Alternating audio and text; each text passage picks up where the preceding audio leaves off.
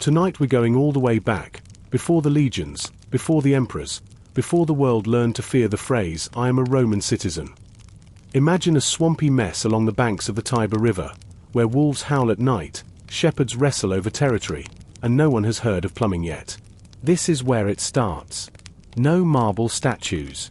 No togas. Just mud, myths, and a few very stabby shepherds. So, before you get comfortable, take a moment to like the video and subscribe, but only if you genuinely enjoy what I do here. And hey, post your location and local time in the comments. I'm always curious where and when you're tuning in from. Now, dim the lights, maybe turn on a fan for that soft background hum, and let's ease into tonight's journey together. It all kicks off around 753 BCE, give or take a few decades. Rome doesn't start as a capital of anything. It's just a village clinging to 7 hills near a river that floods way too often. Think less eternal city and more accidental lakes every spring. Then comes the myth. You've probably heard it. Twin brothers Romulus and Remus, abandoned as babies, get rescued by a she-wolf, because why not, raised by a shepherd, and eventually decide to build a city. Of course, this goes exactly how all sibling projects go. One kills the other. Romulus becomes king, names the city after himself, and boom, Rome is born, bathed in murder before it even has walls. The early days are a mess. Romulus realizes his shiny new city has a population problem. Too many dudes. So he throws a festival, invites the neighboring Sabines over, and then, plot twist, his men kidnap all the women. Seriously. This is how Rome gets wives. It's called the rape of the Sabine women. And no, it doesn't age well. The Sabine men obviously get angry, but their women, now married off, convince everyone to stop fighting. A weird kind of peace is forged, held together by awkward family dinners and shared custody. From there, Rome stumbles through a line of kings, most of them legendary, all of them allegedly doing something impressive, like creating religious rituals, draining the swampy land with fancy trenches, and building the first version of the Roman Forum. One king even invents the Roman calendar, though to be fair, it still needed tweaking later because the months didn't line up with the seasons. Whoops. By the time we get to King Tarquin the Proud, yes, that's his actual name, the Romans are kind of over the whole monarchy thing. Well, Tarquin's son, Sextus, assaults a noblewoman named Lucretia, and she takes her own life in protest. This sets off a rage-fueled movement that makes modern cancel culture look like a polite disagreement. The Romans kick out the entire royal family around 509 BCE and vow never to have kings again. So they invent a republic. Kind of like democracy, but with more togas and way fewer people allowed to vote. Only male citizens, no women, no slaves, no foreigners, and definitely no kings. Ever. Instead, they set up a system with 2 consuls, elected yearly, just in case one gets any funny ideas. But let's pause a second. This isn't some smooth transition into enlightened government. Rome is still a smallish city-state surrounded by enemies. It's got neighbors like the Etruscans to the north, who are fancier, and the Samnites to the south, who are angrier. Rome spends the next couple centuries basically in street fights with everyone. These early wars are rough. Think javelins, screaming, and lots of homegrown nationalism. Still, Rome starts to win. A little here, a little there. It absorbs defeated tribes, forces them into alliances, and slowly builds a patchwork of control over central Italy. It's like Pokemon, but instead of cute creatures, they're collecting city-states with spears. But don't be fooled. Internally, Rome's holding it together with duct tape and political brawls. The upper class, the patricians, control everything. The regular citizens, the plebeians, are sick of being conscripted into wars and coming home to find they've lost their farms. So they go on strike. More than once. At one point they literally walk out of the city and refuse to return until the government gives them more rights. Eventually, the plebeians win some key victories. They get their own officials, the tribunes, who can veto dumb laws and protect the common folk. It's progress, but also the start of centuries of tension between the rich and everyone else. Spoiler, this tension never fully goes away. Rome's always a little bit on fire, politically. Meanwhile, Rome's learning how to city. They build roads, straight ones, like laser beams. They set up public forums where people argue about grain prices and yell at magistrates. They even invent the saw system, which, while mostly disgusting, is way ahead of its time. Seriously, parts of it still exist today. Ancient poop tunnels. Now that's engineering. Their army evolves, too. It starts as a militia of farmers with pointy sticks, but by the end of this early period, it's a disciplined force with organized ranks, standardized equipment, and generals who know their stuff. Think less chaos, more choreography. They even develop the maniple system, little tactical units that can flex and move around like Lego bricks made of stabbing people. The Roman mindset is changing. They're not just surviving anymore, they're expanding. It's a slow creep, like ivy on a wall. Every war ends with a few more allies, a few more conquered lands, a few more people paying taxes to Rome. The city that started as a swampy wolf rescue operation is now looking a lot more like an empire in training. By the late 4th century BCE, Rome controls most of central Italy, and it's only a matter of time before it sets its sights beyond the boot. So, if you're lying there, eyes heavy, just picture that muddy riverbank turning into stone walls and busy markets. Rome is still young, but it's walking with a swagger now. The kings are gone, the Republic is born, and history's about to get way louder. The Roman Republic begins not with celebration, but with quiet determination. The monarchy is gone, but the scars it left behind still shape every decision. Rome's new leaders understand the dangers of concentrated power. So they build a system with checks at every turn, 2 consuls instead of 1 king, each holding office for just a year, and each with the power to veto the other. The Senate, once an advisory body under the kings, becomes the central force in Rome's political life. It is made up of patricians, men from aristocratic families who believe themselves the guardians of Roman tradition. Laws are debated here, wars decided, foreign envoys received.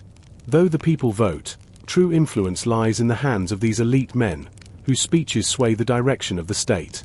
In the early days of the Republic, the city is still vulnerable. Enemies surround it, Etruscans to the north, Samnites to the south, and other Latin tribes close by. Rome fights constantly, but with every battle, it grows stronger. When it conquers a town, it offers a choice: resist and be destroyed, or submit and join the Roman alliance. Many choose the latter, and Rome begins to weave a network of allies and colonies that forms the backbone of its growing power. But not everything runs smoothly at home. The divide between the patricians and the plebeians becomes sharper. The plebeians, though citizens, lack political power. They push for reform, and over time, they win it. In 494 BCE, they force the creation of the tribune of the plebs, officials chosen to protect the rights of the common people. The tribunes have one powerful tool: the veto. If they shout, "I forbid it," the law in question cannot pass. This simple word keeps the Senate in check. Still, the struggle continues. The plebeians demand written laws, tired of patrician judges twisting tradition to suit their interests. Around 450 BCE, the 12 Tables are created, Rome's first codified legal system. Posted in the Forum for all to see, they offer clarity and a sense of justice, however imperfect. Rome's internal structure strengthens as its external ambitions grow. Over the next century, it wages a series of hard-fought wars, gradually gaining control over much of Italy. The Samnite Wars are particularly brutal.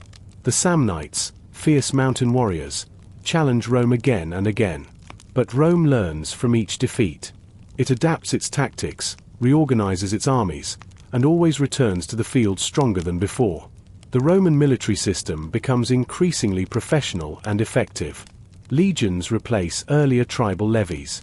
Soldiers are trained, equipped, and organized into standardized units. Discipline becomes Rome's defining strength.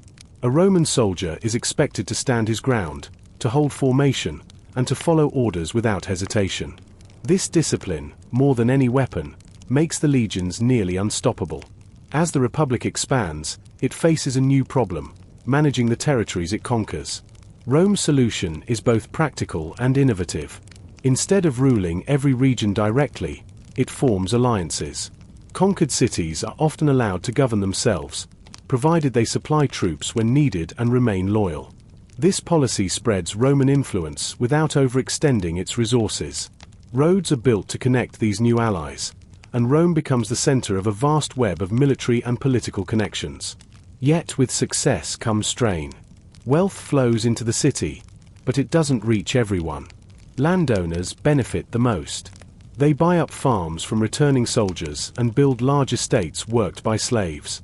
The gap between rich and poor widens. Plebeians, who once hoped for equality, now find themselves struggling to keep their land and feed their families. Tensions rise again. The Senate often resists reform, fearing the loss of its privileges. But new voices begin to emerge, leaders who speak for the people and challenge the established order. These men walk a fine line.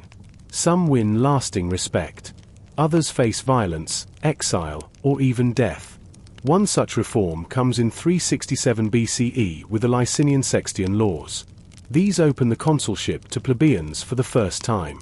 It is a major breakthrough. Over the next century, more high offices become available to those outside the old aristocracy. A new nobility forms, wealthy plebeians who join the patricians at the top. Power shifts, but inequality remains. By the 3rd century BCE, Rome dominates the Italian peninsula. Its allies are loyal, its roads secure, and its armies unmatched. But across the sea lies a challenge unlike any it has faced before: Carthage. Carthage is a Phoenician city-state in North Africa, rich from trade and master of the Western Mediterranean. Its navy is powerful, its merchants experienced, and its influence widespread. As Rome's interests grow beyond Italy, the two powers inevitably clash.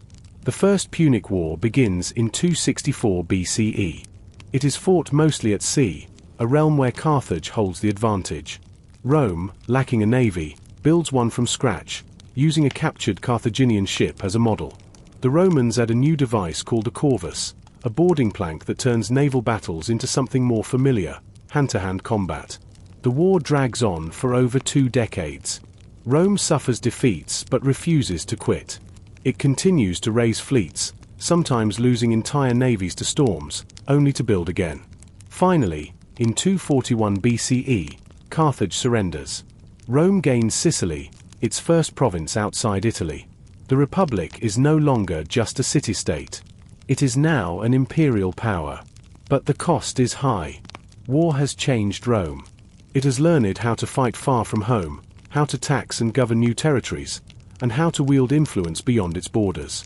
The army becomes a central institution. Generals grow more powerful. The Senate, though still dominant, finds itself increasingly challenged by ambitious men with loyal troops. The Republic's foundations are strong, but cracks are beginning to show. And the next challenge will be far more dangerous.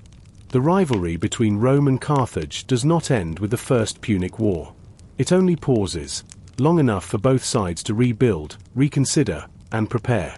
The result is the Second Punic War, beginning in 218 BCE, one of the most dramatic and devastating conflicts of the ancient world.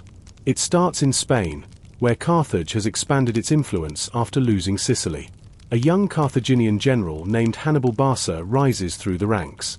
Trained by his father, raised to hate Rome, Hannibal is bold, intelligent, and relentless. When he attacks the city of Saguntum, a Roman ally, he triggers the war Rome has feared. What follows is one of the most daring military maneuvers in history. Hannibal leads tens of thousands of troops, including cavalry and war elephants, on a march from Spain, through Gaul, across the Alps, and into northern Italy. The journey is brutal. Many die in the mountains, and most of the elephants do not survive.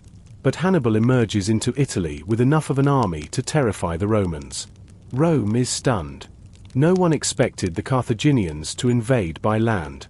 Hannibal quickly proves his skill in battle. At the river Trebia, Lake Trasimene, and most famously at Cannae in 216 BCE, he defeats larger Roman forces again and again. At Cannae, his army surrounds and crushes a Roman force of over 80,000, one of the worst defeats in Rome's history. The Republic does not fall. It endures. Rome refuses to negotiate. Instead, it adopts a strategy of delay. Under the leadership of Fabius Maximus, Rome avoids direct engagement. He earns the nickname the Delayer, choosing to wear Hannibal down rather than meet him head-on. Over time, the tide begins to turn. Rome strengthens its alliances, reinforces its cities, and slowly reclaims territory. Hannibal, stranded without reinforcements from Carthage, can no longer maintain his momentum. Meanwhile, in Spain, a young Roman general named Publius Cornelius Scipio rises to command. He is methodical and charismatic, winning battles and support in equal measure. By 204 BCE, he takes the war to Africa, threatening Carthage itself. Hannibal is recalled from Italy to defend his homeland. At the Battle of Zama in 202 BCE, Scipio defeats Hannibal. The war ends. Carthage is spared, but only just. It must disband most of its military and pay a crushing indemnity.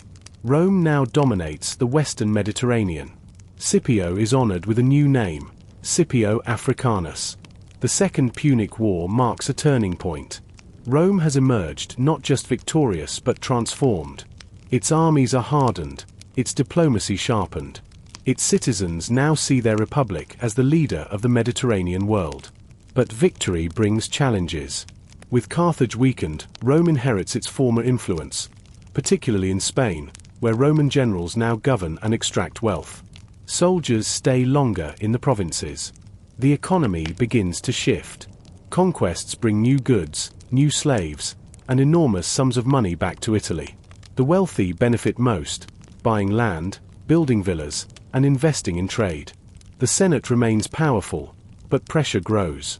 The provinces require more oversight. Corruption increases.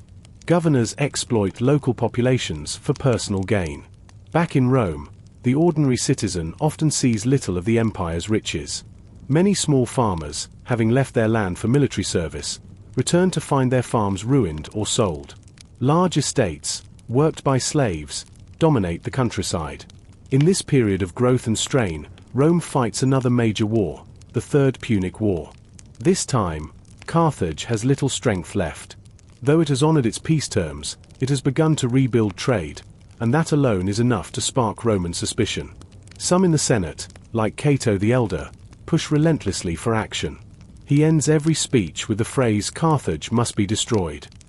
In 149 BCE, Rome acts. The siege of Carthage lasts for 3 years. In 146 BCE, the city is captured. The population is either killed or sold into slavery. The city is burned to the ground. Rome does not just defeat Carthage, it erases it. That same year, Rome also crushes the city of Corinth in Greece. It is a message to the world. Rome is the unquestioned master of the Mediterranean. The map of Roman power has grown enormously. Provinces now include Sicily, Sardinia, Corsica, Spain, North Africa, and parts of Greece. Roman law, culture, and language begin to spread outward, carried by soldiers, merchants, and settlers. To manage these territories, Rome develops new systems of taxation, law, and infrastructure. Governors are appointed, roads built, cities connected. But the system is imperfect. Many provincial populations live under heavy burdens. Local customs are often ignored. Roman rule is firm, but not always fair. At home, tensions deepen. The influx of wealth changes the social landscape. The traditional Roman values, simplicity, duty, modesty, seem to erode under the weight of luxury. The contrast between rich and poor becomes sharper. Urban crowds grow restless. The Senate debates endlessly but struggles to address the real needs of its citizens. Despite these cracks, Rome in the 2nd century BCE stands at its height so far. It is more than just a city or a military power. It is becoming a cultural and political force that shapes the ancient world. Its roads, language, and systems of law begin to bind the empire together, even as old divisions remain unresolved. And though the Republic has survived foreign wars and internal pressures, a new kind of challenge is on the horizon. Ambitious individuals who begin to see themselves as larger than the state. The balance of power, so carefully built, is about to be tested. The victories Rome achieves in its wars abroad bring more than territory. They bring new problems, complex, deep-rooted changes that start to pull at the foundation of the Republic itself. As wealth flows in from the provinces, Roman society begins to shift. The aristocratic elite, the senators and old noble families, grow richer by the year. Many invest in vast agricultural estates called latifundia, worked by an ever-increasing population of enslaved laborers captured during Rome's conquests. Meanwhile, small farmers, the backbone of Rome's army and early civic life, struggle to compete. Many are forced to sell their land and move to the city, where they become part of the growing urban poor. The population of Rome swells. The streets become crowded. Grain shortages are frequent, and tensions rise. The Republic, originally designed for a small city-state, now governs an empire, and its institutions are struggling to keep up. These problems give rise to calls for reform. The first significant attempt comes from the Gracchus brothers, Tiberius and Gaius, two young tribunes from a respected Roman family. They see the growing inequality and decide to act. Tiberius, elected in 133 BCE, pushes for land reforms. He wants to redistribute public land held by the wealthy and give it to poor citizens. It's a bold move, and though many ordinary Romans support him, the Senate does not. Tiberius breaks with tradition. He bypasses the Senate and appeals directly to the popular assembly. This shocks the political class. When he seeks re-election, something rarely done for tribunes, his opponents accuse him of trying to become a tyrant. Violence breaks out. In a chaotic scene, Tiberius and many of his followers are killed by a mob of senators and their supporters. A decade later, his brother Gaius tries again. His reforms go even further: grain subsidies for the poor, new colonies for resettlement, and greater power for equestrian businessmen. But he too meets fierce resistance. When tensions boil over, the Senate declares him an enemy of the state. Gaius dies in a final standoff on the Aventine Hill in 121 BCE. The deaths of the Gracchi mark a turning point. Violence has entered Roman politics. For centuries, disputes were settled through debate, elections, and legal maneuvering. Now, clubs and swords are part of the process. This pattern will only grow. As Rome continues to expand, new conflicts arise. In 91 BCE, a war breaks out not with foreign enemies, but with Rome's Italian allies. These communities, who have long supplied soldiers and supported Rome's wars, want full citizenship, access to Roman laws, courts, and political rights. Rome resists, and the social war begins. It's brutal and widespread, with entire towns rising against Rome.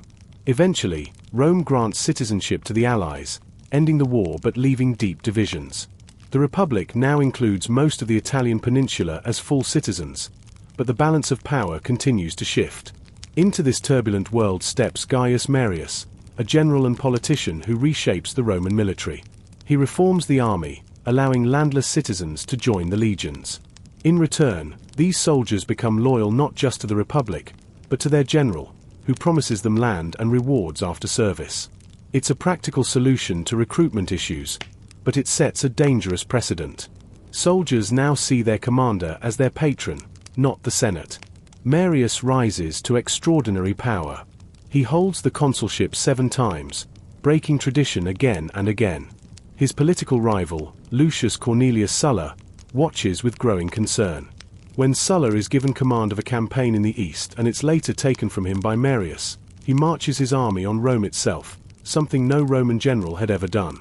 Sulla's actions shock the Republic. He seizes the city, takes control, and later returns again after defeating his enemies. Once in power, he declares himself dictator, an ancient title revived for extraordinary emergencies. But Sulla stretches its meaning. He rewrites laws, reforms the courts, and carries out purges of his opponents. When Sulla finally retires, leaving power voluntarily, the Republic is still intact, but changed. The idea that armies can be used to settle political disputes is now a reality. The next generation grows up in a Rome where civil war feels like a possibility, not a distant nightmare. Meanwhile, across the countryside, another kind of unrest brews. In 73 BCE, a group of gladiators breaks free from a training school in Capua. They are led by a Thracian man named Spartacus. What begins as a desperate flight turns into a full-scale slave uprising. Spartacus and his followers defeat Roman forces repeatedly, gathering tens of thousands of supporters, many of them enslaved people seeking freedom. For nearly 2 years, Spartacus keeps Roman forces at bay, moving across Italy and causing widespread panic. Eventually, a rising politician and general named Marcus Licinius Crassus is given command. He defeats Spartacus after a long and bloody campaign. 6,000 rebels are crucified along the Appian Way, a grim warning to others. This revolt leaves a lasting impression. It exposes the deep instability within Rome's social structure. It also elevates Crassus, who, along with Gnaeus Pompeius Magnus, better known as Pompey the Great, emerges as a key figure in Rome's increasingly militarized politics. By the middle of the 1st century BCE, these powerful individuals, Crassus, Pompey, and a rising figure named Julius Caesar, form an informal alliance known as the First Triumvirate. They agree to support each other's ambitions.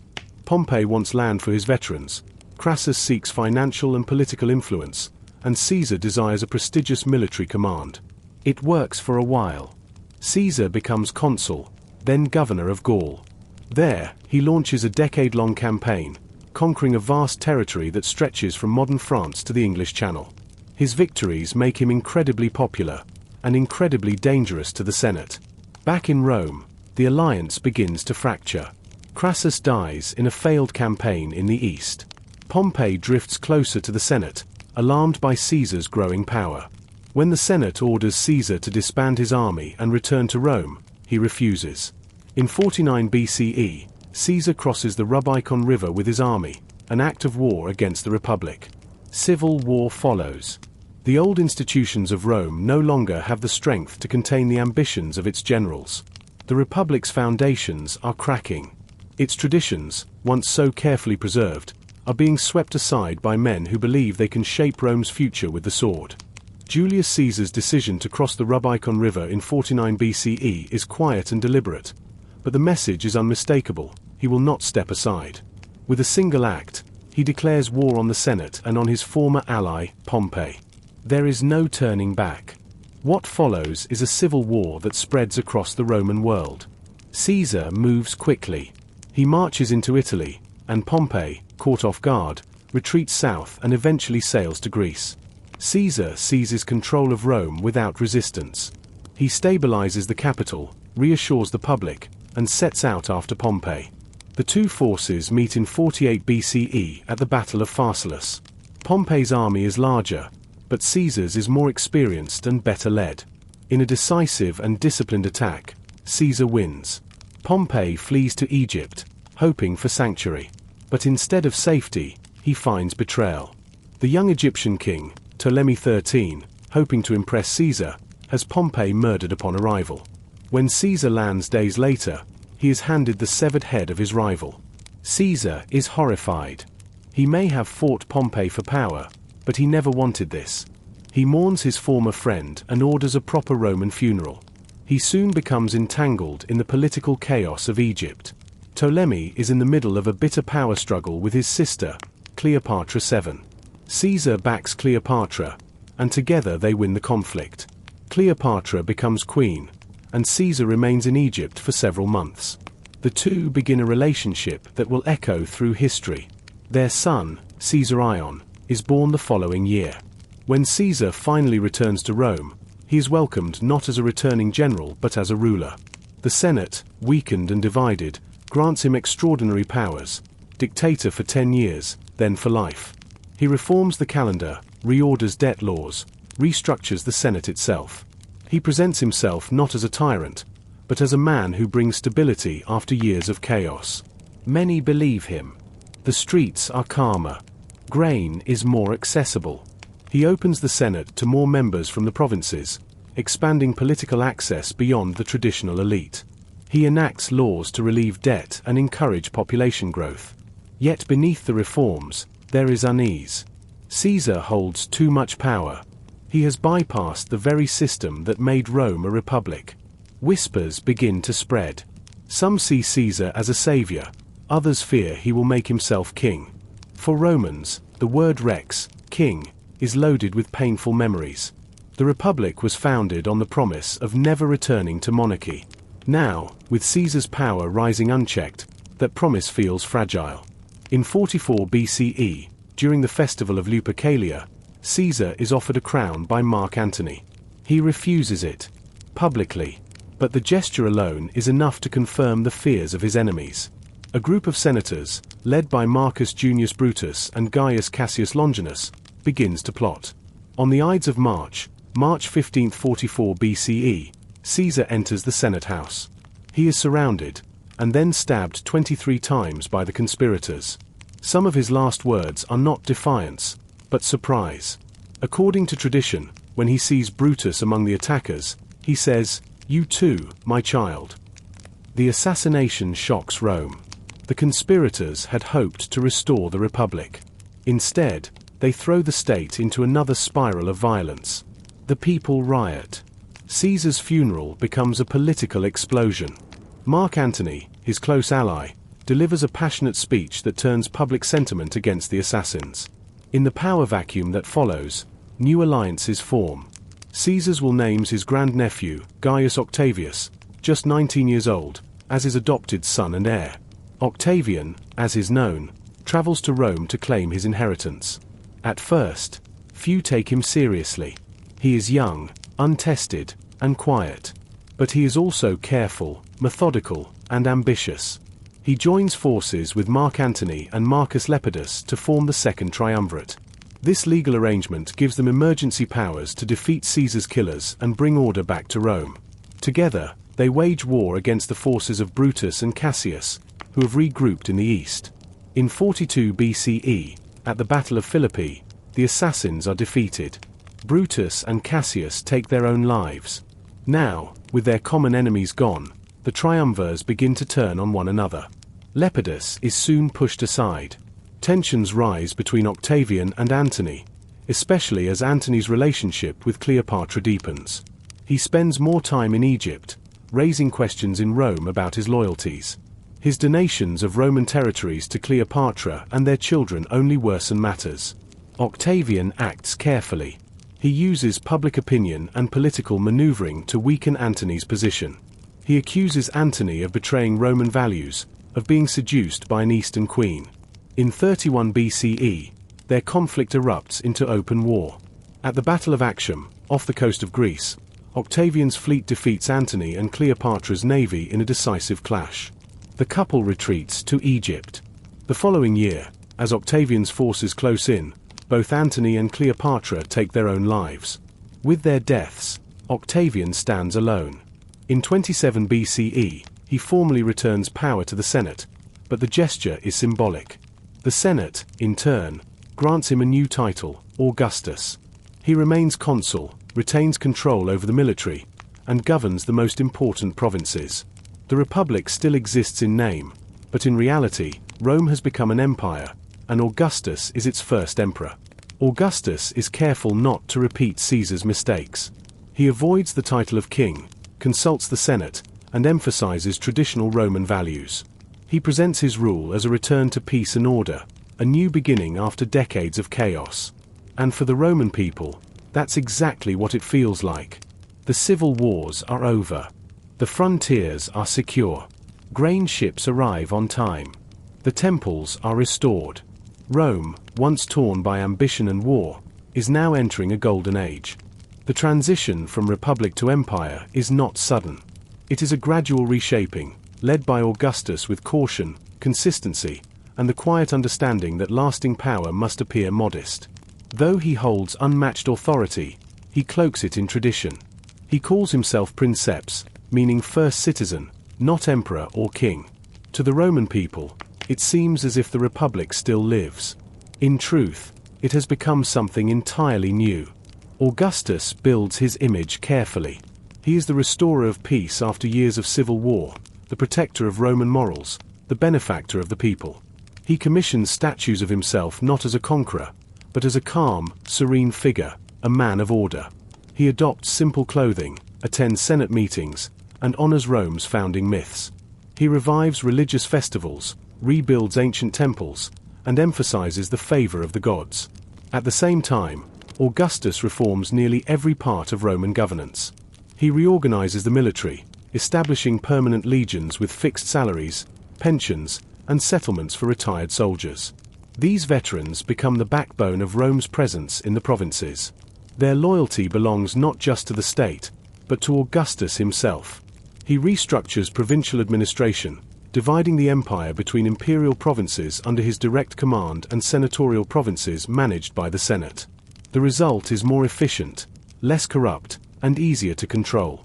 He also launches vast building projects in Rome, new forums, temples, aqueducts, and roads. The city is transformed.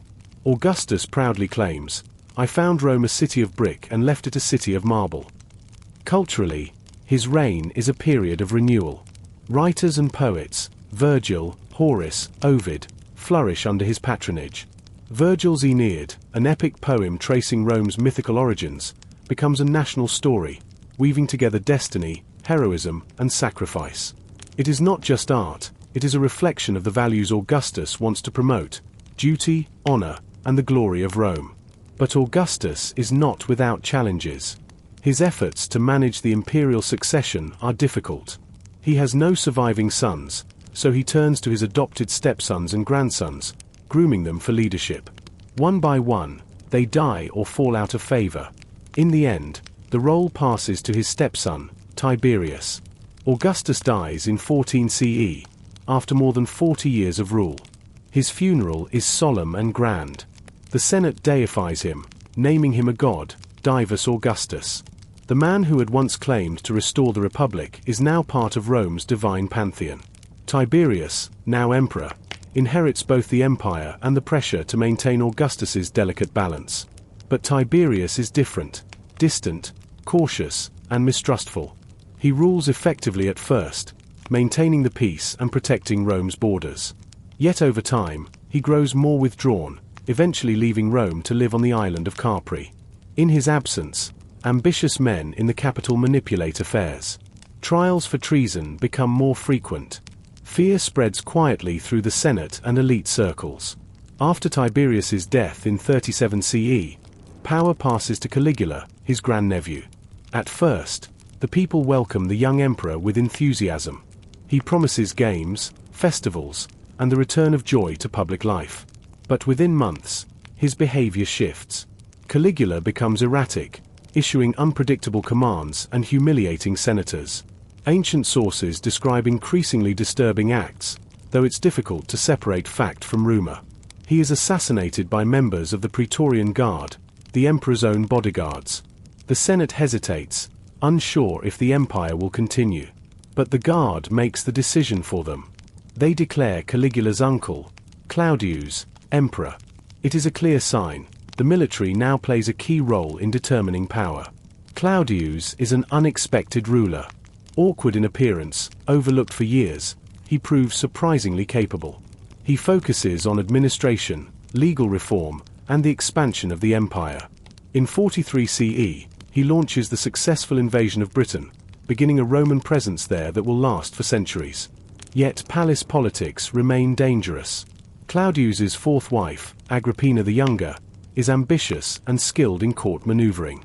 She pushes for her son from a previous marriage, Nero, to be adopted as Claudius's heir. Eventually, Claudius dies under suspicious circumstances. Nero becomes emperor at 16. At first, Nero's rule is guided by wise advisors. He is popular, young, and charming. But as he grows more confident, his darker impulses surface. He eliminates rivals, including his own mother. The Great Fire of Rome in 64 CE, which destroys much of the city, marks a turning point. Rumors spread that Nero may have been involved, though evidence is unclear. He deflects blame by accusing the Christians, a small, misunderstood sect, of starting the blaze. It is the first major persecution of Christians in Rome. Nero's later years are marked by increasing isolation and extravagance. He builds a massive palace, the Domus Aurea, atop the ruins of the fire. Discontent grows. Eventually, rebellion breaks out in the provinces. In 68 CE, as armies march on Rome, Nero flees and takes his own life. With his death, the Julio-Claudian dynasty, begun by Augustus, comes to an end. What follows is chaos. In just 1 year, 4 emperors rise and fall. It's known as the Year of the 4 Emperors. Civil war returns. But out of the struggle emerges Vespasian, a general with wide support. He restores stability and founds a new dynasty, the Flavians. Vespasian brings discipline back to government. He starts the construction of the Colosseum, a grand amphitheater that will become one of Rome's most iconic landmarks. Public games and spectacles return, offering distraction and unity to the people. After his death, his sons Titus and then Domitian rule in turn. Titus, though emperor for only 2 years, oversees the eruption of Mount Vesuvius in 79 CE, which buries the cities of Pompeii and Herculaneum in ash. He also completes the Colosseum and opens it with 100 days of games. Domitian, in contrast, grows increasingly autocratic. He demands to be addressed as Lord and God, and tensions with the Senate escalate. His rule ends in assassination in 96 CE. Despite the political instability, the empire itself remains strong. The frontiers are defended, the roads well maintained, the economy relatively stable. Rome continues to dominate the Mediterranean, a vast, complex network of cities, provinces, and cultures bound together under imperial rule. And with Domitian's death, a new chapter begins, a period that many will later look back on as the height of Roman civilization. In the year 96 CE, following the assassination of Domitian, the Roman Senate selects a man named Nerva to become emperor. He is elderly, respected, and seen as a safe choice, a return to moderation after years of autocracy. With Nerva begins what many historians call the period of the 5 good emperors, a stretch of nearly a century marked by stability, wise governance, and economic prosperity. Nerva rules only briefly, but he makes a pivotal decision. He adopts an heir, a capable and popular general named Trajan. This sets a powerful precedent.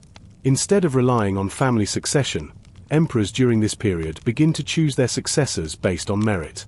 It becomes a quiet but effective way of ensuring continuity and strength. Trajan takes power in 98 CE and quickly proves to be both a skilled administrator and a bold military leader. Under his rule, the Roman Empire reaches its greatest territorial extent. He leads campaigns into Dacia, modern-day Romania, and after difficult fighting, adds it as a new province. The conquest brings enormous wealth into the empire, including the famous Dacian gold mines. With this wealth, Trajan invests in infrastructure and public works. In the heart of Rome, he constructs the magnificent Trajan's Forum, complete with a market, basilica, and the towering Trajan's Column, which still stands today. Its carved scenes tell the story of the Dacian Wars in careful, winding detail, an imperial narrative in stone. Trajan also oversees road construction, aqueduct repairs, and the expansion of ports and harbors. The empire's cities grow more connected, its trade routes more reliable. Rome is not just a military empire, it is a network of towns, markets, farms, and families, held together by the tools of administration as much as by the sword.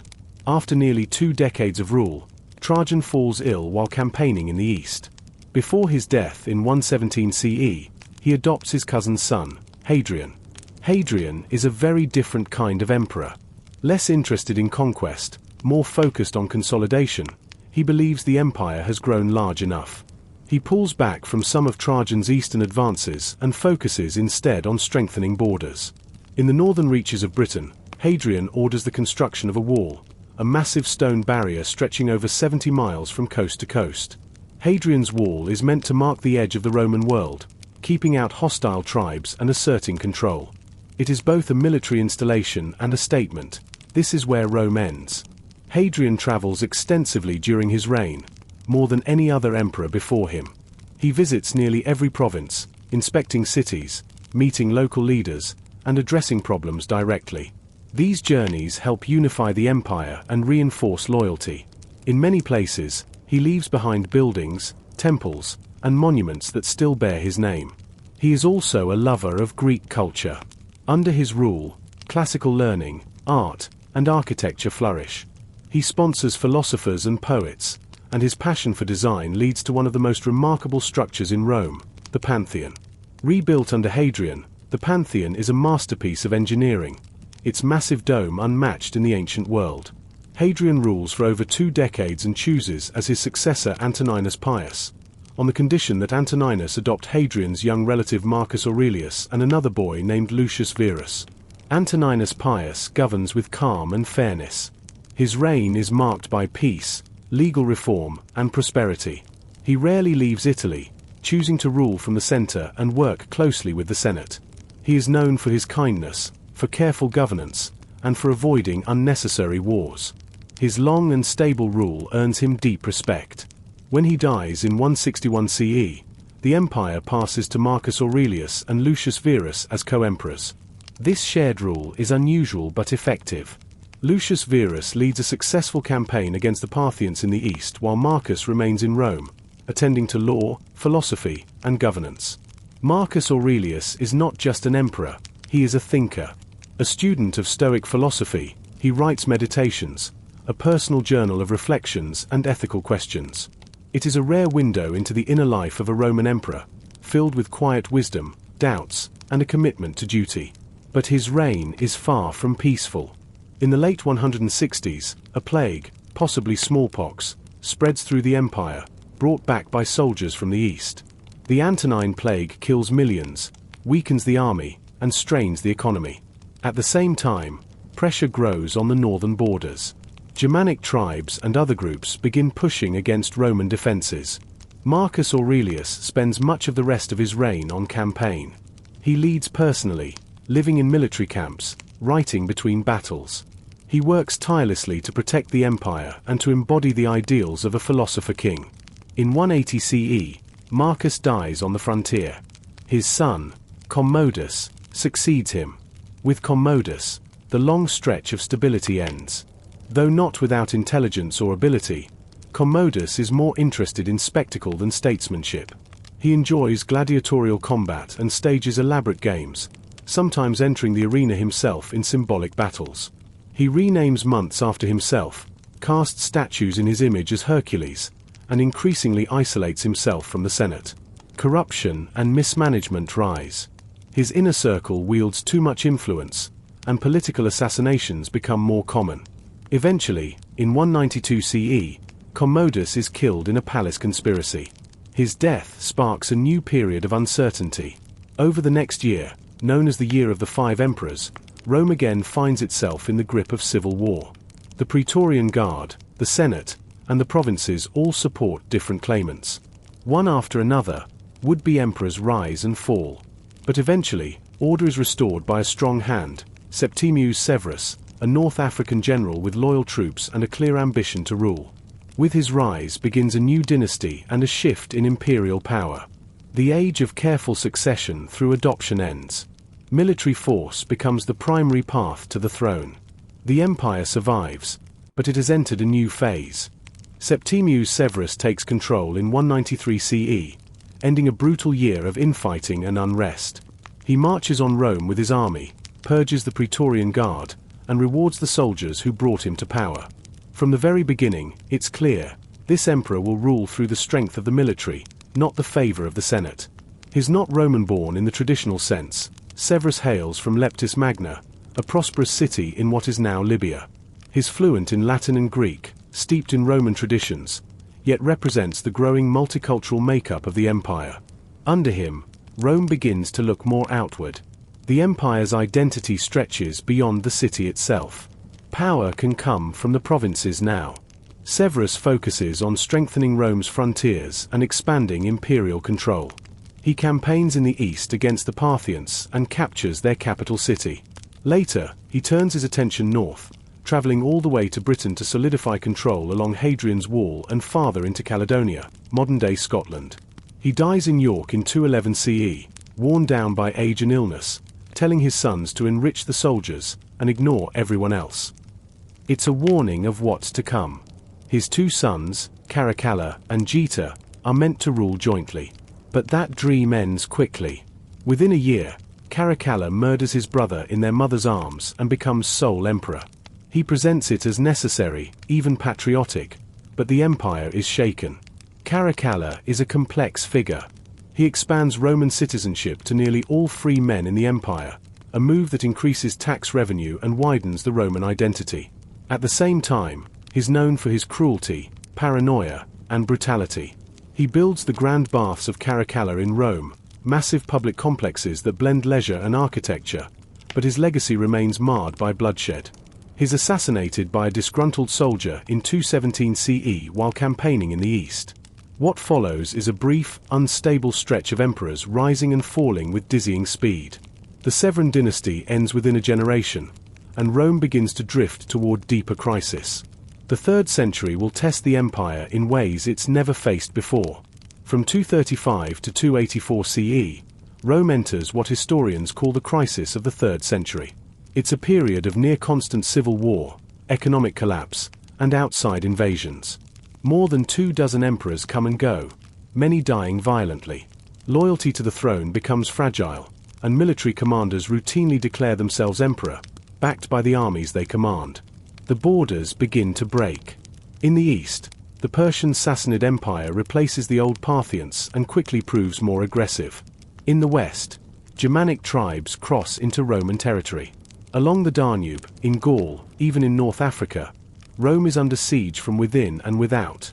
To make matters worse, inflation spirals out of control. The coinage is debased to pay troops, leading to economic instability.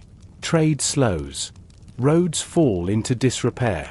Famine and plague spread. Entire regions break away. At one point, a Gallic empire forms in the west, while a rival Palmyrene empire emerges in the east. For a time, it seems as though Rome will simply fall apart. But in 270 CE, a new figure emerges, Aurelian. A career soldier and tough disciplinarian, Aurelian acts fast. In just 5 years, he defeats both breakaway empires, pushes back foreign invaders, and reunites the empire. He builds massive new walls around Rome itself, the Aurelian walls, which still stand in part today. These are not the walls of a confident city. They are the walls of a capital under threat. Aurelian brings back stability, but like many before him, is assassinated by his own officers in 275 CE. The crisis isn't over, but the tide has begun to turn. A few years later, a more lasting solution comes in the form of Diocletian. In 284 CE, Diocletian rises to power and does something Rome has never seen before. He splits the empire in two. It's not a full division, more of a power-sharing arrangement. Diocletian rules the east, appointing his colleague Maximian to govern the west. Each then appoints a junior emperor, called a Caesar, under them. This creates the Tetrarchy, or rule of 4. The idea is simple. The empire is too big, too complex, and too unstable for one man to control. Sharing power, Diocletian believes, will keep things under control. And for a while, it works. Diocletian reforms the tax system, reorganizes the military, and cracks down on corruption. He stabilizes the currency, establishes new administrative capitals, and launches a persecution of Christians, trying to reinforce traditional Roman religions and values. It's the last major effort by the Roman state to suppress Christianity, and one of the most intense. But Diocletian does something no emperor before him has ever done. He retires. In 305 CE, he steps down and returns to his palace in what is now Split, Croatia, a sprawling seaside complex that becomes a city in its own right. His system, however, doesn't survive him. As soon as the Tetrarchy begins to unravel, rival claimants rise. Among them is Constantine, the son of one of Diocletian's Caesars. Constantine marches on Rome. At the Battle of the Milvian Bridge in 312 CE, he reportedly has a vision, a cross of light in the sky, and the words in this sign, "Conquer." He orders his soldiers to paint Christian symbols on their shields. He wins the battle and becomes sole ruler of the Western Empire. A year later, he issues the Edict of Milan, legalizing Christianity across the empire. It's a turning point. The persecuted minority now has imperial protection. Constantine doesn't make Christianity the state religion, that will come later, but he begins to favor it openly, sponsoring churches and bishops, and calling councils to settle theological disputes. In the east, he builds a new capital, Constantinople, on the site of the old Greek city of Byzantium. It is well positioned for trade and defense, surrounded by water on 3 sides, and close to the empire's wealthiest provinces. Rome, though still symbolic, is no longer the center of imperial power. By the time Constantine dies in 337 CE, the transformation of Rome is nearly complete. The empire is now officially tolerant of Christianity. The power center has shifted eastward. The old Roman institutions are giving way to new forms. What began as a small city-state on the Tiber is now a multi-continental empire with a new religion, new capitals, and a far more complex identity. Yet even in this transformation, the core remains. The roads still lead to Rome. The legions still guard the borders. The legacy of centuries continues to echo across marble forums, crowded marketplaces, and distant frontier forts. After Constantine's death in 337 CE, his sons inherit the empire and quickly divide it among themselves. But like so many shared inheritances before it, this one leads to rivalry and bloodshed. Within a few years, power consolidates under Constantius II, who rules as sole emperor until 361.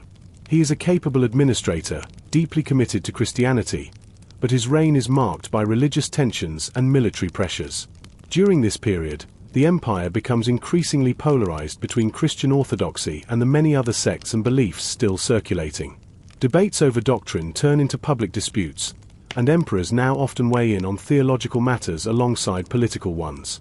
Church councils, such as those at Nicaea and later Constantinople, become crucial events not just for faith, but for governance. Then comes Julian, known to history as Julian the Apostate. His Constantius cousin, and when he takes power in 361, he tries to turn the clock back. Raised a Christian, Julian secretly returns to paganism in his youth and, once emperor, seeks to restore traditional Roman religions. He reopens temples, ends Christian privileges, and sponsors a kind of religious revival based on old gods and Neoplatonic philosophy. But Julian's reign is brief. He dies in 363 during a Persian campaign, struck down in battle before he can fully reshape the empire. His attempt to reverse the Christian tide ends with him. From that point forward, Christianity becomes increasingly central to the Roman identity. The emperors who follow, Jovian, Valentinian, Valens, Theodosius, each face their own trials, but the religious shift continues. In 380 CE, under Theodosius I, Christianity becomes the official state religion of the Roman Empire. Pagan practices are banned or sidelined, temples are closed, and public life is reshaped around Christian institutions. The empire still stands, but it is no longer the empire of Augustus or Trajan. The temples are quieter, the legions increasingly filled with non-Roman recruits, and the Senate's power continues to fade. What remains strong, though, is the eastern half of the empire, centered now on Constantinople. Theodosius is the last emperor to rule both east and west together.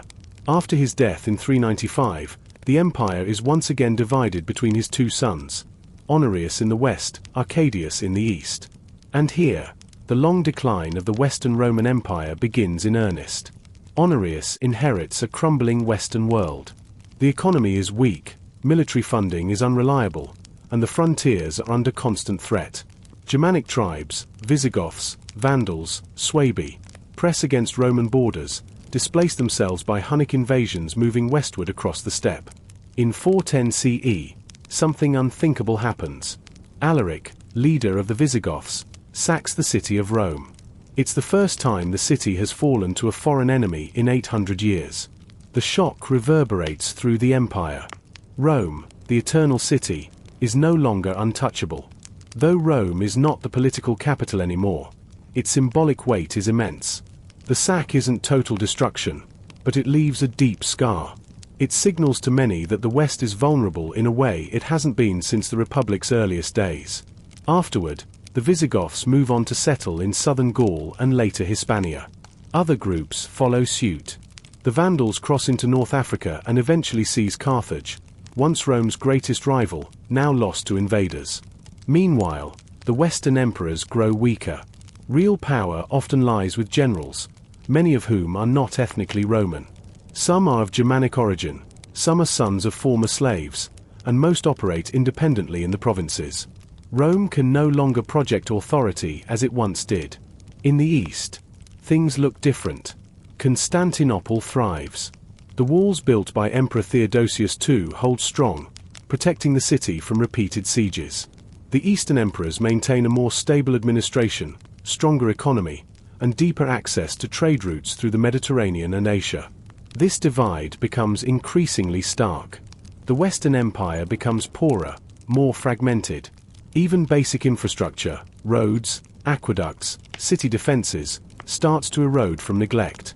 The Western court relocates multiple times, from Milan to Ravenna, desperately trying to stay ahead of the turmoil. In 451 CE, another major threat emerges: Attila the Hun. He storms through Gaul and into northern Italy, devastating cities and demanding tribute. But he never takes Rome. Pope Leo I meets him personally and negotiates a withdrawal. The reasons for Attila's retreat remain debated: logistics, disease, diplomacy, but the moment becomes legendary. Attila dies shortly after in 453, and his empire dissolves. But the West remains exposed. In 455, Rome is sacked again, this time by the Vandals. They loot the city for 2 weeks. Though they are more methodical than savage, the damage is serious, and the psychological impact even worse. By now, the Western emperors are mostly puppets. One of the last to try to restore order is Major Ian, who rules from 457 to 461. He's energetic and ambitious, trying to push back against the decay, but is overthrown by his own general. Others follow, but they hold little real power. The final emperor of the West is a boy named Romulus Augustulus. His name echoes Rome's legendary founder and its first emperor, but he is emperor in name only. In 476 CE, a Germanic general named Odoacer deposes Romulus and sends the imperial regalia back to Constantinople. No one sends an army to restore him. The Western Roman Empire, after centuries of glory and struggle, quietly ceases to exist. But it's not the end of Rome. Not really. In the East, the Roman Empire continues for another 1,000 years. We know it today as the Byzantine Empire, but they called themselves Romans. They spoke Greek, but their laws, their government, and their identity were rooted in centuries of Roman tradition. So even as the West falls into fragmentation and early medieval kingdoms rise from the ashes, the Roman story isn't over. Constantinople still holds the torch. For now, though, the Western Empire slips into the past. The grand forums fall silent. The aqueducts crumble. Roads once marched by legions now carry wandering tribes and small kings. But the memory of Rome, its laws, its language, its culture, echoes on, shaping what comes next. With the fall of the Western Roman Empire in 476 CE, a new era begins, often called the Early Middle Ages or the Dark Ages. But while the political structure of the West collapses, the cultural and legal legacy of Rome does not disappear overnight. Instead, it weaves into the fabric of emerging kingdoms, shaping the Europe we recognize today. Odoacer, the Germanic general who deposed Romulus Augustulus, rules Italy as king but maintains a nominal allegiance to the Eastern Emperor in Constantinople. This arrangement highlights an important fact: Rome's authority hasn't vanished entirely, it's just shifted form and geography. The Eastern Roman Empire, based in Constantinople, still claims to be the true continuation of Roman rule. The Byzantine Empire, though Greek-speaking and increasingly distinct in culture, preserves Roman law, administration, and military traditions. Emperors like Justinian I, who reigns in the 6th century, embark on ambitious projects to reclaim lost Western territories and codify Roman law in the famous Corpus Juris Civilis. His efforts briefly restore parts of North Africa, Italy, and Spain to imperial control, but these gains prove temporary. Meanwhile, in the West, the remnants of Roman infrastructure are often repurposed. Aqueducts, roads, and cities like Rome and Ravenna decline, but their ruins stand as silent witnesses to a lost era. Local rulers adopt Roman titles, imitate Roman customs, and cling to the prestige Rome once held. The Church, too, emerges as a major stabilizing force. The Bishop of Rome, later called the Pope, gradually assumes spiritual and political influence, especially as secular authority weakens. Christianity becomes the glue holding disparate communities together. Monasteries become centers of learning and preservation, copying manuscripts and safeguarding knowledge that might otherwise be lost. The fusion of Roman, Christian, and Germanic elements in the West creates new identities and social structures. Feudalism begins to take shape, with power decentralized among lords who pledge loyalty to kings, who in turn often claim descent or legitimacy from Rome. As for the East, the Byzantine Empire endures wars, religious disputes, and court intrigues but remains a powerhouse for centuries. Constantinople's walls withstand numerous sieges, and the city flourishes as a hub of trade, art, and culture. The legacy of Rome is complex. While the Western political structure collapses, Roman law, architecture, language, and religion persist, sometimes transformed, sometimes fragmented, but always influential. The story of the Roman Empire doesn't end with a simple fall. Instead, it evolves, echoes, and shapes the world long after the legions march no more. As the centuries unfold after the Western Empire's collapse, the Roman world gradually reshapes itself around new centers of power and belief. The old Roman cities, once bustling with civic life, slowly transform into medieval towns centered around castles, cathedrals, and monasteries. Roman roads, though neglected, continue to guide travelers, traders, and armies, a silent infrastructure connecting the scattered realms that rise from the empire's ashes. In the east, Constantinople stands as a shining beacon of Roman continuity. The city thrives on its strategic position between Europe and Asia, controlling vital trade routes and defending the empire from external threats. Byzantine emperors, descendants in spirit of Rome's ancient rulers, rule with the authority of Caesars and patrons of Christian orthodoxy. The legal heritage of Rome remains a foundation of Byzantine governance. Emperor Justinian I's codification of Roman law, the Corpus Juris Civilis, becomes a cornerstone not only for Byzantium but for future European legal systems. This monumental work organizes centuries of legal tradition into a coherent system, influencing courts and governments for centuries to come. Religious life is deeply entwined with political power. The Eastern Orthodox Church develops distinct rituals, theology, and art, while maintaining its Roman roots. The Patriarch of Constantinople stands alongside the emperor as a powerful spiritual figure, guiding the empire's faith and identity. In the West, the rise of the Frankish kingdom marks a key development. Clovis I, a warrior king who converts to Christianity around 500 CE, unites many Frankish tribes and establishes a foundation for what will become medieval France. His alliance with the church strengthens both political power and Christian influence in the region. This period also sees the blending of Roman and Germanic cultures, producing a new social order. Roman law and administration mix with tribal customs and feudal loyalties. Latin remains the language of the church, scholarship, and governance, preserving Roman cultural ties even as new vernacular languages emerge. Monasteries play a crucial role as preservers of knowledge. Monks copy ancient manuscripts, maintain libraries, and teach reading and writing, keeping the flame of Roman learning alive in a world otherwise marked by instability. Meanwhile, the Mediterranean remains a contested space. Byzantine forces face continuous challenges from Persian and later Islamic empires. The 7th century brings the rapid expansion of Islam, which captures former Roman territories in North Africa, the Levant, and Spain, drastically altering the political and religious landscape. Though the Roman Empire's political shape has changed dramatically, its legacy endures through law, religion, language, and culture. The medieval world is deeply rooted in the Roman past, even as it forges new identities and institutions. Rome's long history is less a story of a sudden end and more a tale of transformation, a foundation upon which much of Europe builds its future. The medieval world that rises from the ruins of the Western Roman Empire carries Rome's legacy in many forms, but it's a new kind of world, less about emperors and legions, more about kings, knights, and the church. The political landscape fractures into smaller kingdoms, duchies, and city-states, each with their own rulers, laws, and ambitions. Yet, beneath this patchwork, Roman law, language, and culture continue to weave a common thread. The Frankish Empire, under Charlemagne in the late 8th and early 9th centuries, represents one of the most significant heirs to Roman authority. Charlemagne, crowned emperor of the Romans by the Pope in 800 CE, revives the idea of a unified Christian empire in the West.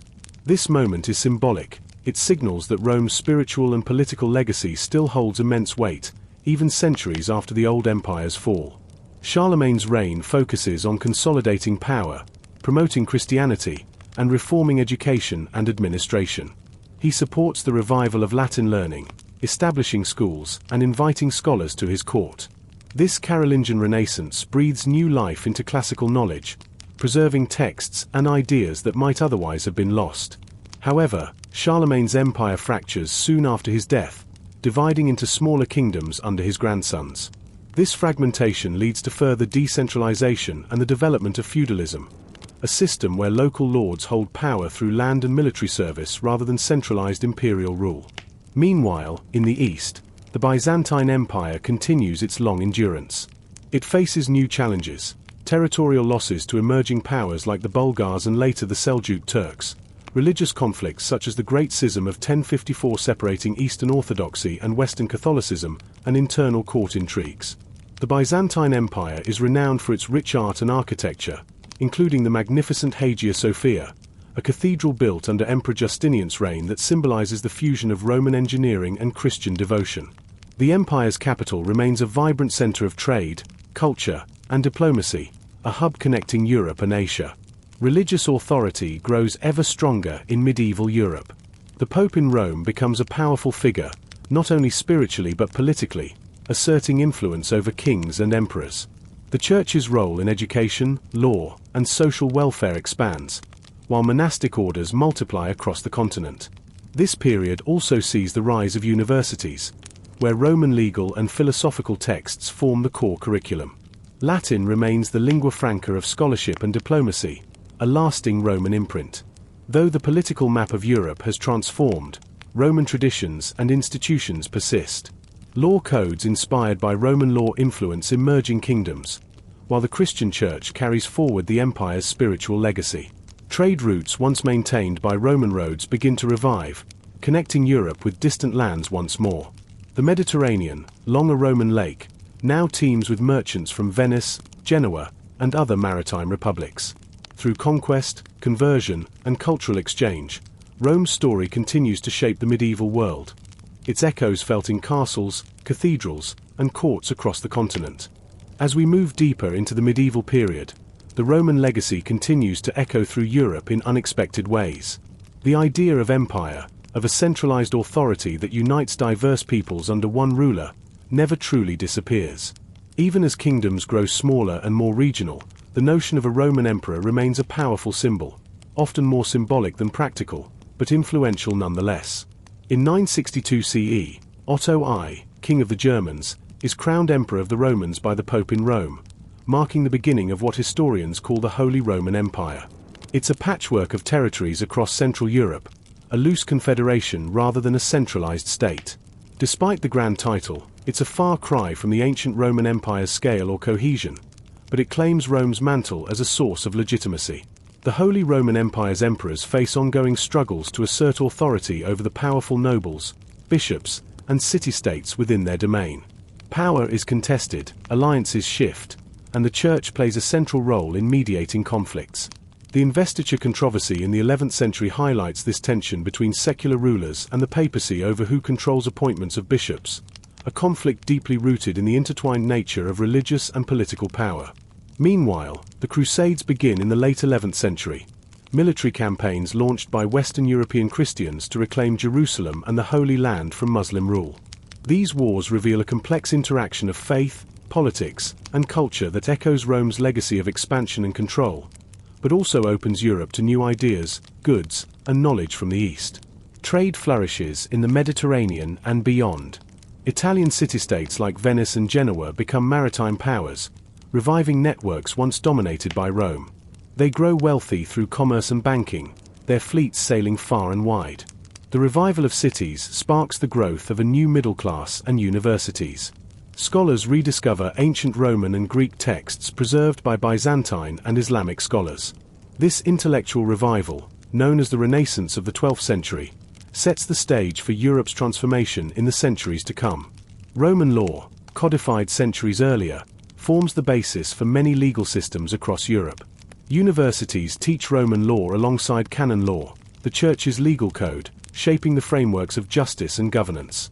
Architecturally, the medieval world inherits Rome's engineering feats. Roman arches, vaults, and domes inspire the construction of grand cathedrals and castles.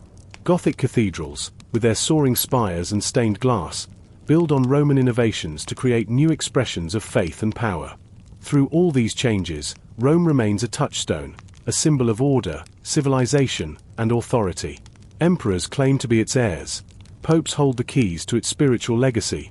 Scholars study its laws and literature. The empire may have fallen, but Rome's influence endures in the laws, languages, religions, and cultures of medieval Europe, quietly guiding the continent's path forward. As the medieval centuries progress, the Roman Empire's influence becomes even more deeply embedded in European identity, though the form changes dramatically. The Holy Roman Empire continues to play a complex role in shaping politics across Central Europe, its emperors often struggling to balance power between kings, dukes, and the church. While their control rarely matches that of ancient Rome's centralized authority, their reign represents an enduring aspiration to unify Christian Europe under one banner, a dream rooted in Roman imperial tradition. In the meantime, Byzantium endures on the Eastern Front, facing new challenges from the rising Seljuk Turks and, later, the Ottoman Empire. Constantinople remains a vibrant capital until its dramatic fall in 1453, marking the symbolic end of the medieval Roman world. Yet even in defeat, Byzantine scholars carry Roman knowledge westward, fueling the Renaissance's intellectual rebirth. Back in Western Europe, city-states like Venice, Florence, and Genoa flourish, becoming hubs of commerce, art, and political innovation. Their leaders often evoke Roman imagery and ideals to legitimize their rule, reflecting the deep cultural imprint Rome has left on European consciousness. The Renaissance itself, a revival of classical art, literature, and philosophy, is a powerful testament to Rome's lasting legacy. Artists and thinkers look back to Roman models for inspiration, rediscovering ancient texts and ideas that have been preserved and sometimes forgotten through the centuries. Latin remains the language of scholarship and diplomacy, bridging the gap between past and present. Religious life continues to be profoundly shaped by Rome's Christian heritage. The Catholic Church, centered in Rome, wields immense spiritual and political influence, uniting vast territories through faith and ritual. At the same time, new religious movements and debates emerge, setting the stage for further transformations in the centuries to come. Through wars, plagues, and revolutions, Europe carries forward the Roman legacy in laws, languages, religions, governance, and culture. The empire's collapse is less an end than a transformation, with Rome's spirit living on in countless ways. By the late medieval period, Europe is poised on the brink of modernity, its roots firmly planted in the ancient Roman world even as it looks toward new horizons. By the dawn of the early modern era, the legacy of the Roman Empire is deeply woven into the fabric of European civilization. The ideals of law, governance, and culture that Rome cultivated continue to guide societies, even as new ideas begin to take root. The Renaissance, sparked by rediscovery of classical texts, propels Europe into an age of exploration, science, and artistic achievement, all grounded in a Roman heritage that stretches back over a millennium. The Holy Roman Empire, though fragmented and often more symbolic than practical, still exists as a political entity. Its emperors claim descent from Rome, but real power increasingly shifts to emerging nation-states like France, Spain, and England. These kingdoms build centralized bureaucracies and standing armies, echoes of Rome's administrative and military innovations adapted to new realities. Meanwhile, the Byzantine Empire, the eastern continuation of Rome, finally falls to the Ottomans in 1453, marking the end of a thousand-year legacy. Yet Byzantine scholars fleeing west bring with them precious manuscripts and knowledge that fuel the Renaissance and Europe's intellectual awakening. Religion remains central to European life, with the Catholic Church holding significant influence. However, the Reformation in the 16th century challenges this unity, leading to profound religious and political shifts that reshape the continent. Roman law continues to underpin modern legal systems, and Latin remains the language of scholarship, diplomacy, and the Church for centuries. Roman architecture and engineering inspire Renaissance and Baroque masterpieces, from palaces to cathedrals. In education, universities that trace their origins to medieval institutions expand knowledge in law, philosophy, and science, drawing heavily on classical Roman thought. The influence of Rome is also evident in language. Romance languages such as Italian, French, Spanish, and Portuguese evolved directly from Latin, carrying the empire's voice into modern times. As the world moves forward, the Roman Empire's story is not simply one of conquest and decline but of transformation and lasting influence. Its institutions, culture, and ideals become the foundation for Western civilization itself. This vast, winding journey from a small city-state on the Tiber to a sprawling empire and beyond invites us to reflect on how history shapes our present, and how the past never truly leaves us. Now, as you settle in, let your thoughts drift gently through the centuries. past the bustling streets of Rome, through the grand halls of Constantinople, across medieval castles and Renaissance palazzas. Imagine the slow fading of legion drums, replaced by the quiet chanting of monks, the flickering candlelight in ancient libraries, and the first glimmers of new ideas taking shape. History, like a slow river, carries us forward without rushing, steady and sure. The rise and fall of empires remind us that all things change, yet what's built carefully and thoughtfully can last beyond the ages. So breathe deep, relax your mind, and let the soft rhythm of this ancient story soothe you. The world has changed countless times since Rome's glory days. But here, in this quiet moment, the past and present meet gently. Rest easy now. The story of Rome's empire has wrapped around you like a warm, familiar cloak, guiding you softly towards sleep.